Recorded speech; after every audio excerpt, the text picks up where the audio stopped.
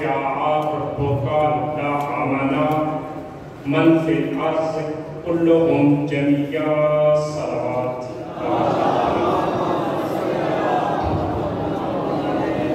عظمت رسالت ماں پہ صلوات برابر فرمائیں۔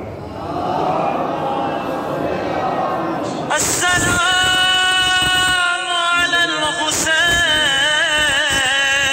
شخص اپنے گناہوں سے کس حد تک مایوس ہو جائے کہ اسے امید بھی نہ رہے کہ میری السلام علی الحسین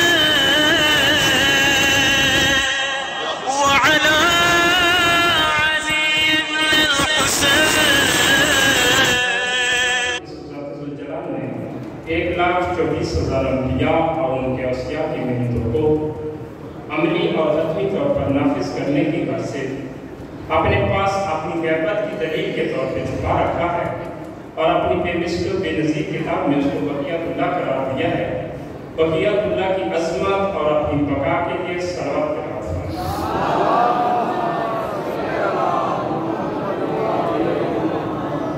اجازت ہے بات شروع کی جائے۔ سب سے پہلے ایک عرض کرنا چاہتا ہوں کہ کچھ لوگوں کو میرے جو خطاب ہیں وہ کچھ عجیب لگ رہے ہیں۔ ان کے کچھ گزار کرنا چاہتا ہوں کہ خاتم النبیین ارشاد فرماتے ہیں کہ میری امت کے 73 فرقے ہیں،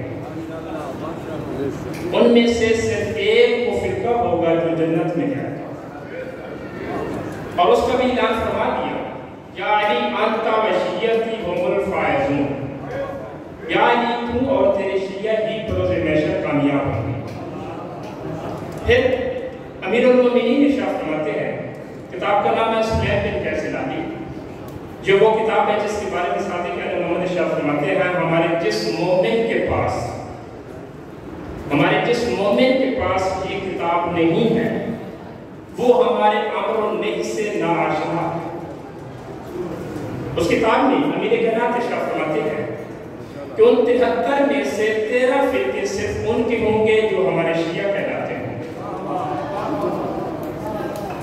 اور ان میں سے ایک فرقہ جنت میں جائے گا۔ بس میرا کتاب صرف اس ایک فرقے سے ہے، کوئی دوسرے مسلک میں ہے، کوئی دوسرا فرقہ ہے، اس سے میرا کتاب نہیں ہے۔ اور امیر المومنین اس فرقے کی ایک نشانی بھی بتاتے ہیں۔ امیر المومنین ارشاد فرماتے ہیں وہ فرقہ وہ ہوگا جو کسی بھی روح میں ہمارے فضائل میں شک نہیں کرتے ہیں۔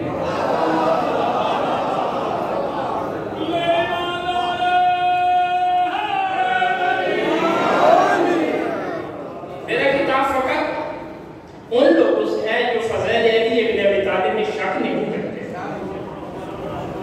ارشاد ہو رہا ہے سورہ یونس، وَلَوْ شَاءَ رَبُّكَ لَآمَنَ، اے حبیب اگر تیرا رب چاہتا تو یہ سب کے ساتھ ایمان لے آتے۔ اے حبیب اگر تیرا رب چاہتا تو یہ سب کے ساتھ ایمان لے آتے۔ تو اس کا کیا مطلب ہے؟ ان لوگوں کو اللہ بھی نہیں چاہتا جو علی ابن ابی طالب میں شک کی گنجائش کرتے ہیں۔ ایک بات ہے، یہ ایک مشہور مقولہ ہے، اگر اللہ چاہتا تو یہ کر سکتا تھا، اگر اللہ چاہتا تو یہ کر سکتا تھا۔ اس اللہ کے چاہنے کے پیچھے راز کیا ہے؟ اگر وہ بھی چاہے تو یہ کر سکتا ہے تو اس کی قدرت کا راز کیا ہے؟ تو اس کا جواب سورہ انعام میں ہے، اے رسول قل فللہ الحجۃ البالغہ فلو شاء لہداکم اجمعین۔ اے رسول ان سے کہہ دو، راز بتلانے لگا ان کے اندر کی قدرت کا راز کیا ہے؟ اگر اللہ چاہے کس قوت کے ساتھ آپ کی بات کروا سکتا ہے۔ سورہ انعام جو کہ 6واں سورہ ہے، ارشاد ہو رہا ہے قل فللہ الحجۃ البالغہ فلو شاء لہداکم اجمعین۔ اے رسول ان سے کہہ دو اگر اللہ چاہتا کہ تم سب ہدایت یافتہ ہو جاؤ تو ایسا کر سکتا تھا، کیوں؟ اس کے پاس حجت بالغہ موجود ہے۔ اللہ نے اپنی قدرت و قوت کا راز کیا بتایا کہ میرے پاس حجت بالغہ موجود ہے۔ تو آج کا ہمارا عنوان حجت ہے، آج کا ہمارا عنوان تو آئیں پوچھتے ہیں، رسالت ماب کی بارگاہ میں عرض کرتے ہیں کہ یا رسول اللہ، آپ نے کلی مسواک سے لے کر ترکین تاکہ احکام تو صادر فرما دی، ذرا یہ بھی ریت فرما دی، حجت کسی ہے؟ آج کل ہر دیوار کے پیچھے ایک حجت بھی بیٹھی ہے، آج ہر دوسرا بندہ حجت اللہ بنا بیٹھا ہے۔ کیوں نہ اپنی رسالت ماب سے پوچھتے ہیں کہ حجت کسے کہتے ہیں؟ پھر رسالت ماب اشارہ فرماتے ہیں کہ یہ بھی کوئی مشکل بات ہے، حجت میں سوال کرو اور پہچان۔ تو میں نے عرض کیا سمجھا، سوال کرنے کی تو بات سمجھ میں آتی ہے، سوال کے بعد پہچان کیسے ہو؟ رسالت ماب اشارہ فرماتے ہیں الحجت من لا یقول لا ادری، حجت اسے کہتے ہیں جو کسی سوال پہ یہ نہ کہے کہ میں نہیں جانتا۔ ارشاد ہوتا ہے کہ حجت پہ سوال کرو، اگر کوئی تھوڑی سی دیر کرے، تھوڑا سا وقت مانگے، یا بس اتنا ہی کہہ دے کہ ٹھہر جاؤ میں گھر بیٹی سے پوچھ کے آتا ہوں، وہ اور تو کچھ ہو سکتا ہے مگر حجت نہیں کہلا سکتا۔ حجت کی تعریف کیا ہوئی؟ الحجت من لا یقول لا ادری۔ تو آؤ تاریخ کے جھڑکوں میں جانتے ہیں کہ یہ معیار کس نے پورا کیا؟ امیر المومنین علی بن ابی طالب صاحب منبر سلونی شاہ فرماتے ہیں سلونی سلونی قبل ان تفقدونی، پوچھ لو جو تمہارے دلوں میں ہے، میں عرش کے اس پار سے بھی جانتا ہوں، میں زمین کے رستوں سے آسمان کے رستوں کو بہتر جانتا ہوں۔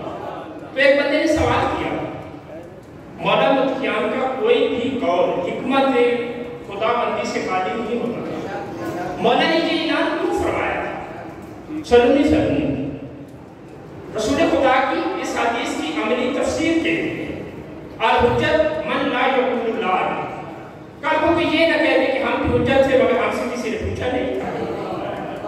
تو مولا متقیان نے اعلان فرمایا کہ مجھ سے پوچھو جو جی میں آئے۔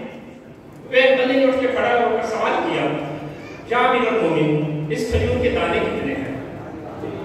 ایک نے سوال کیا، مولا میری داڑھی کے بال کتنے ہیں؟ ان بات وقتوں کو یہ پتہ نہیں تھا کہ کتنا بڑا دعویٰ ہے، کیوں نہ آج ہم کو پوچھ لیں جو کل کو کام آنے والا ہو۔ بس داڑھی کو دل سمجھنے والوں نے داڑھی ہی کے متعلق پوچھا۔ ایک شخص نے سوال کیا، یا امیر المومنین آپ کا دعویٰ ہے کہ پوچھو جو جی میں آئے، یا امیر المومنین ذرا ہمارے نظام گلیکسی کے بارے میں بتائیں کہ اس کہکشاں کے علاوہ اور بھی کوئی کہکشاں ہے؟ امیر المومنین ارشاد فرماتے ہیں ہاں ایسے مشکل سوال پوچھا کرو، مشکل سوال کے جواب دیتے ہوئے مشکل پوشاک کو بھی مزہ آتا ہے۔ امیر المومنین ارشاد فرماتے ہیں تمہارے اس نظام گلیکسی جیسے کروڑوں نظام گلیکسی ہیں جن میں مختلف مخلوق آباد ہے۔ تو سیل نے عرض کیا، یا مولا ہم پر تو آپ حجت ہیں، ان مخلوق کے حاکم کون ہیں؟ تو مولا متقیان سینہ اقدس پہ ہاتھ مار کے ارشاد فرماتے ہیں نحن حجت اللہ علیہ، ان پر بھی حجت خدا ہم ہیں۔ تو مقصر سے پوچھنے والی یہ بات ہے، جب مولا متقیان خود کو ہر مقام پہ حاضر کہہ رہے ہیں تو تم کون ہوتے ہو حاضر و ناظر کی بات کرنے والے؟ مولا کیا شاہ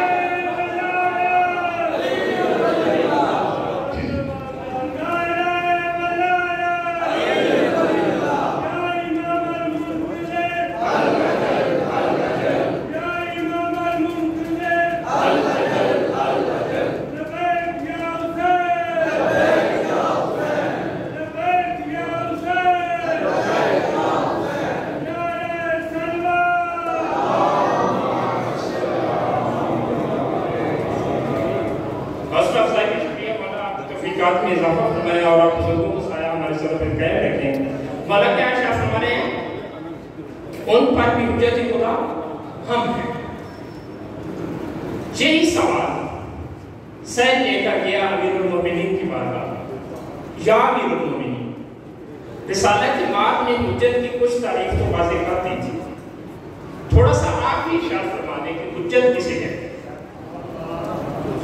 مولانا متقیان ارشاد فرماتے ہیں الحجت قبل الخلق وما الخلق وبعد الخلق، حجت اسے کہتے ہیں جو خلق سے قبل ہو ساتھ ہو. حجت اسے کہتے ہیں جو خلق کے بعد ہو، جو خلق سے بھی پہلے ہو اس کو حجت کہتے ہیں. اسی حدیث کو موضوع گفتگو بنا کر خمینی اعلیٰ مقامہ کہتے ہیں جو بھی آل محمد کو مخلوق کہے وہ مقصر ہے. خمینی اعلیٰ مقامہ ارشاد فرماتے ہیں جو بھی آل محمد کو مخلوق کہے وہ مقصر ہے. کیوں؟ ارشاد ہے الحجت قبل الخلق. تو حجت کی تعریف ہمارے لیے تھوڑی سی آسان ہوگی. اب ہم تبیان علوم شیخ کی مصداق کتاب سے پوچھتے ہیں کہ دائرہ خلق میں کیا کیا ہے. جب خلق کی معرفت ہو جائے تو اس سے پہلے حجت کو ماننا اصل عرفان حجت کو. تو جب میں نے کلام الہی پہ سوال کیا کہ اے اللہ کی لاریب کتاب تھوڑا سا عرفان حجت کے مسئلے میں ہم وضاحت خلق چاہتے ہیں کہ خلق کسے کہتے ہیں. تو ارشاد ہوتا ہے انی خالق بشر من الطین. اللہ ارشاد فرما رہا ہے کہ میں نے بشر کو مٹی سے خلق کیا. میں نے کیا کیا؟ بشر کو مٹی سے خلق کیا. پلیز تھوڑا میرے ساتھ دیکھیے گا، اگر بات سمجھ آ رہی ہو تو میری حوصلہ افزائی کیجیے گا. ارشاد رب العزت ہو رہا ہے میں نے بشر کو مٹی سے خلق کیا ہے. بشر ہو رہا ہے خلق، اور حجت اسے کہتے ہیں جو خلق سے پہلے تھا. حجت قبل الخلق، حجت کہتے بھی اسے ہیں جو خلق سے پہلے ہو. جب اول بشر سے بھی پہلے جو روح موجود ہو اس کو حجت کہتے ہیں. پھر میں نے کہا یا اللہ آپ نے شاہ فرمایا کہ میں نے آدم کو مٹی سے خلق کیا. اب مٹی کا وجود دلیل ہے کہ وہ آدم سے پہلے تھی.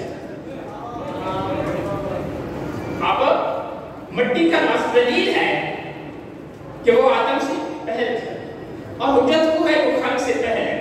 اول بشر ہو رہے ہیں خلق، تو کیا مٹی حجت ہے؟ تو ارشاد ہوا نہیں. میں نے کلی طور پر یہ کہا ہے کہ الحجت مال تھا. تو آؤ ارشاد رب العزت ہو رہا ہے وَوَالَّذِي خَلَقَ السَّمَاوَاتِ وَالْأَرْضَ فِي سِتَّةِ أَيَّامٍ. اللہ نے سوال کو کلیئر کیا. اللہ شاہ فرما رہا ہے میں نے زمین و آسمان کو 7 دنوں میں خلق کیا. اور حجت کون ہے؟ جو خلق سے پہلے ہو، جو زمین و آسمان کی خلقت سے بھی پہلے ہو اس کو حجت کہتے ہیں. تو ایک غور طلب بات ہے اس وقت حجت کا مقام کیا تھا؟ اس وقت حجت نہیں تھی کہاں تھی؟ تو اس سے پہلے سورہ ملک کی ایک آیت تلاوت کرنے لگا ہوں. ارشاد ہوتا ہے آؤ دیکھتے ہیں دائرہ خلق میں اور کیا کیا ہے. لفظ خلق کلام الہی میں 247 مرتبہ نازل ہوا ہے. لفظ خلق کلام الہی میں 247 مرتبہ نازل. تو کس کس آیت کا حوالہ دوں؟ بس سورہ ملک کی آیت کا حوالہ دینے لگا ہوں. ارشاد ہوتا ہے اللہ ذی خلق الموت والحیات. اللہ کہہ رہا ہے کہ میں نے زندگی اور موت کو خلق کیا ہے. حجت کسے کہتے ہیں؟ اللہ کہہ رہا ہے میں نے زندگی اور موت کو خلق کیا ہے. تو حجت اسے کہتے ہیں جو خلق سے بھی پہلے. یہی سوال لے کر ایک بندہ امیر کائنات کی بارگاہ میں آیا کہ یا رسول اللہ ایک بہت بڑی مشکل آن پڑی ہے. مولانا متقیان ارشاد فرماتے ہیں اگر مشکل آن پڑی ہے تو مشکل کشا کے در پہ آ جاتا ہے. یہ در تو وہ ہے جس کے لیے بڑوں نے کہا ہے اگر علی نہ ہوتے تو میں ہلاک ہو جاتا. مشکل میں تھی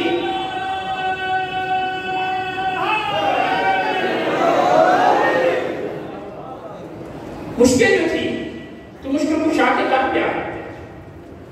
سید کہتا ہے یا امیر المومنین اللہ ارشاد فرما رہا ہے میں نے زندگی اور موت کو خلق فرمایا ہے. اور حدیث قدسی ہے رسالت پاک ارشاد فرماتے ہیں اول ما خلق اللہ نور. اللہ نے سب سے پہلے میرا نور خلق. یہ ایک الگ بحث ہے. رسالت ماں کے نور پہ بھی لفظ خلق کا اطلاق ہو رہا. اس کے لیے آیت پیش کروں گا. بندہ کہتا ہے کہ مشکل یہ ہے کہ حدیث قدسی ہے اول ما خلق اللہ نور اور کلام الہی ہے کہ میں نے زندگی اور موت کو بھی خلق کیا ہے. کیا زندگی اور موت پیر تھے یا رسالت ماں کو نور اقدس پیر تھا؟ تو امیر قناعت ارشاد فرماتے ہیں اولوں کی لفظ سے بتلا رہی ہیں کہ اس ذات احدیت کے علاوہ کوئی بھی نہیں تھا، رسالت ماں تھے۔ تو سید پوچھتا ہے مولا اس وقت نور محمدی کی حقیقت کیا تھی، اس کی زندگی کیسی تھی؟ زندگی تو ابھی خلق بھی نہیں ہوئی تھی، تو اس وقت آپ کی زندگی کیسی تھی؟ تو امیر المومنین علی ابن ابی طالب ارشاد فرماتے ہیں آپ نے بہت اچھا سوال کیا، اگر کائنات کو علماء پہ سوال کرتے وہ ساتھ پکڑ کے بیٹھ جاتے۔ تو سن، اس وقت ہماری زندگی ایسی تھی جیسے وہ حی القیوم ہے، جیسے وہ حی القیوم ہے ایسے ہم بھی حی القیوم تھے۔ الحجت قبل الخلق وما الخلق وبعد الخلق۔ ایک اور سائل نے سوال کیا مولا اس ہماری مخلوق کے علاوہ جو ہم انسان بستے ہیں اس کے علاوہ بھی کوئی مخلوق ہے؟ مولا ارشاد فرماتے ہیں ان الہوائے فی المخلوق عقل فی الہوا سیاق فی الہوا ولباسہ فی الہوا وشربہ فی الہوا وکل بساطہ فی الہوا۔ مولا مدکیان ارشاد فرماتے ہیں کہ ایسی مخلوق ہے جو ہوا سے خلق ہوئی ہے، جو ہوا میں رہتی ہے، جو ہوا سے کھاتی ہے، جو ہوا سے پیتی ہے، جن کا سب کچھ ہوا سے ہے۔ سائل کہتا ہے مولا ان پہ حجت کون ہے؟ مولا ارشاد فرماتے ہیں ابھی آپ کے عرفان میں کمی ہے، تھوڑا اپنا معیار عرفان بلند کرو۔ نحن حجت اللہ علیہ، ان پر بھی حجت خدا ہم ہیں۔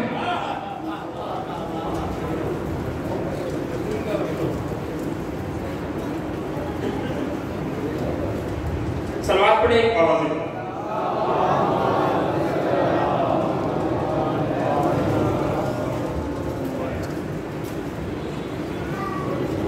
ایک صلوات اور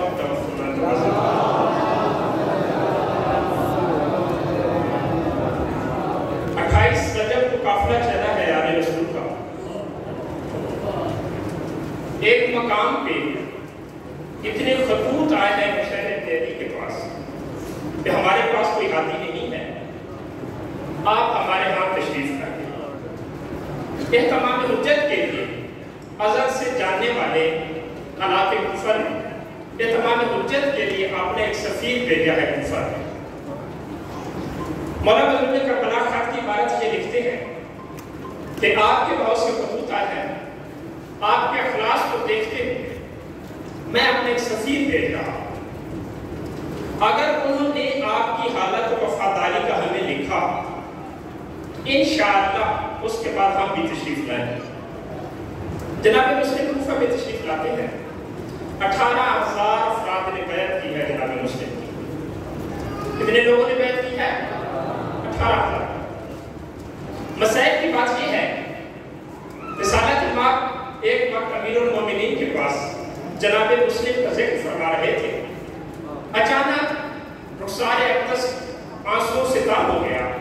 امیر کائنات پوچھتے ہیں یا رسول اللہ جناب مسلم کی ذکر میں اسی کیا تاثیر ہے؟ عوام کو بتلانے کے لیے امیر مومنین نے سوال کیا تو مولا رسالت ماں ارشاد فرماتے ہیں کہ جناب مسلم اس حالت غربت میں شہید کیے جائیں گے کہ قیامت تک تمام مومنین کی آنکھوں سے آنسو جاری ہوا کریں گے۔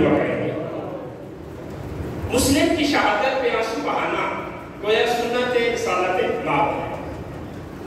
18,000 نے بیعت کی اور پھر ایسی وفاداری کی کہ مسلم کو کوفہ کی گلیوں میں کسی نے کوئی آسرا نہ دیا۔